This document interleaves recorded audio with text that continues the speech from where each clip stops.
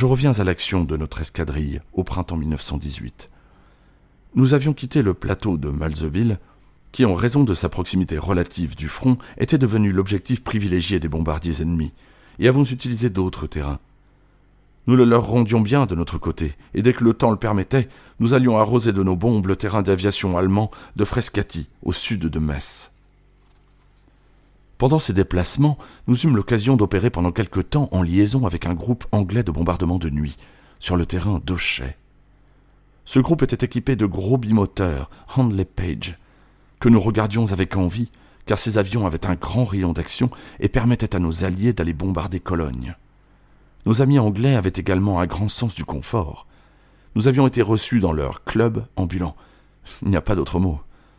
Indépendamment d'une grande tente très confortable où se trouvait la salle à manger, leur installation comportait un salon portant en son centre une colonne de 3 à 4 mètres de diamètre soutenant le plafond, autour de laquelle se trouvait un banc circulaire, le tout recouvert de tissu.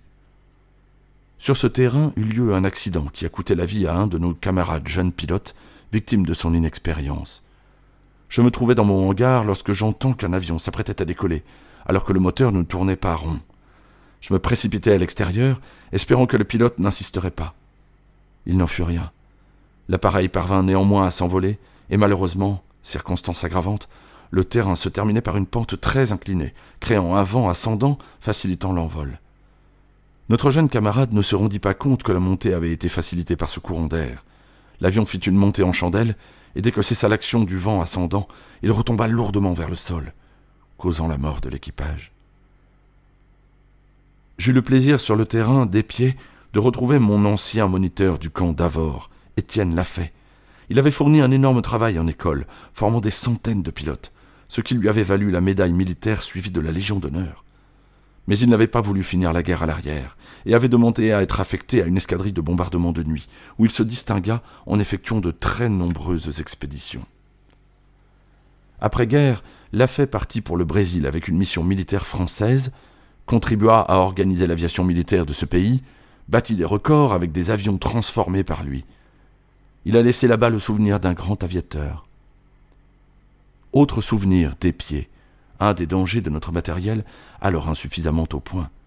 Certains avions avaient un système de lance-bombes, constitué simplement par des alvéoles portant à la partie inférieure une trappe.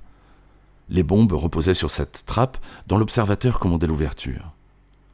Au début, on utilisait des obus de 90 avec un long percuteur, terminé par 4 ailettes, qui faisaient prendre au projectile la position verticale, percuteur à l'avant.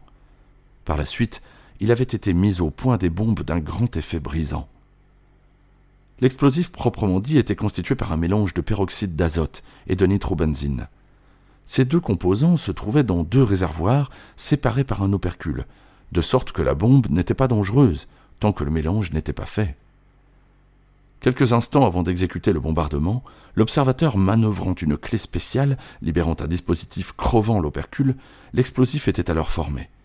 Mais il arrivait quelquefois que par manque d'étanchéité, le peroxyde d'azote fusait à l'extérieur. C'est ce qui arriva pendant un bombardement à un de nos camarades, Numa Castelin. Le colonel Castelin, après une brillante carrière d'aviateur militaire, vit aujourd'hui à Monte-Carlo. Avant que l'observateur ne lâchât les bombes, le peroxyde d'azote s'échappa et Castelin ne put s'empêcher d'en respirer. Au retour de mission, nous prenions ensemble un casse-croûte avant d'aller dormir. Nous le plaisantâmes sur cet incident que nous pensions sans suite. Malheureusement, 3 heures après, Castelin se mit à cracher le sang.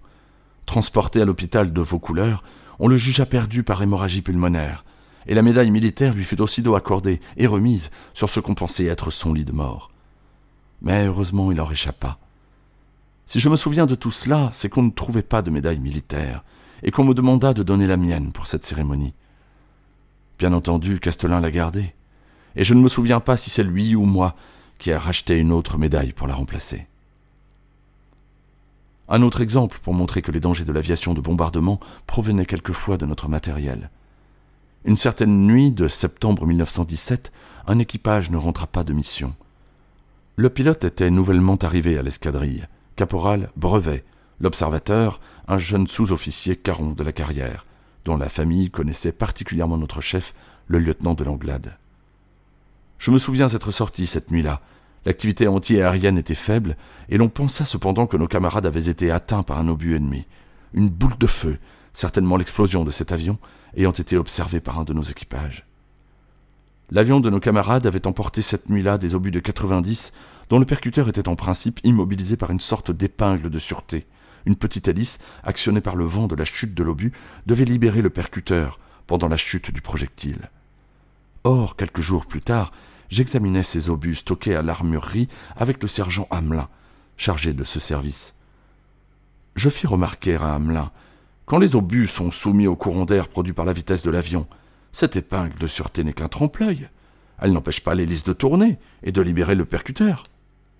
Au moment où l'observateur va lâcher l'obus, le percuteur est déjà contre le fulminate de mercure, et un rien suffit pour déclencher l'explosion. Je pense donc, sans pouvoir en être absolument certain, que nos camarades ont dû être victimes de l'explosion d'un des obus qu'ils emportaient au moment où ils les ont largués. Toujours est-il qu'à la suite de ces examens, les obus de 90 ne furent plus utilisés, et nous emportâmes uniquement les bombes à peroxyde d'azote dont j'ai parlé à propos de ce qui est arrivé à mon ami Castelin. En avril 1918, nous arrivâmes sur le terrain de Villeneuve-les-Vertus, où se trouvait également une escadrille de bombardement de nuit équipée des nouveaux Caproni à 3 moteurs Isotta Fraschini de 180 et 200 chevaux. C'était la première fois que le risque de panne était considérablement diminué, car ce type d'appareil pouvait voler facilement avec 2 moteurs seulement. Inutile de dire, comme j'étais déjà un des vieux du bombardement, que j'obtins facilement l'autorisation de m'entraîner sur cet avion, en compagnie de l'adjudant Banderier, qui devint bien vite un ami. En sa compagnie comme copilote, j'ai effectué mon seul bombardement de nuit sur un autre avion que le voisin. L'objectif était la gare d'Hirson. L'expédition se déroula sans histoire, avec le sentiment de sécurité que me donnait l'utilisation d'un trimoteur. La seule difficulté du pilotage du Caproni provenait du fait que l'avion étant relativement court, il avait tendance à poissonner, c'est-à-dire à voler en ondulant horizontalement. Mais un bon pilote arrivait assez vite à maîtriser ce défaut. Banderier était très bon pilote, et il demanda à être affecté aux essais des appareils nouveaux. Il se tua à Villacoublay, dans les circonstances que je vais vous raconter, et en un certain sens, c'est l'habitude qu'il avait de maîtriser le poissonnement du Caproni, qui lui valut l'accident où il se tua. Donc Banderier, essayant pour la première fois à Villacoublay un nouveau prototype d'avion, un Blériot 4 moteurs. Après un décollage normal, les témoins du vol observèrent que l'empennage arrière de l'appareil ondulait de droite à gauche. La poutre de queue n'était probablement pas assez solidement constituée. Un autre pilote d'essai aurait probablement réduit la vitesse pour atténuer les vibrations. Mais Banderier dut penser que, comme dans le Caproni, il suffisait de corriger au gouvernail pour obtenir un vol rectiligne. Malheureusement, les vibrations continuèrent à s'amplifier, jusqu'au moment où la poutre arrière se brisa à une centaine de mètres de haut. Ce fut alors la chute irrémédiable.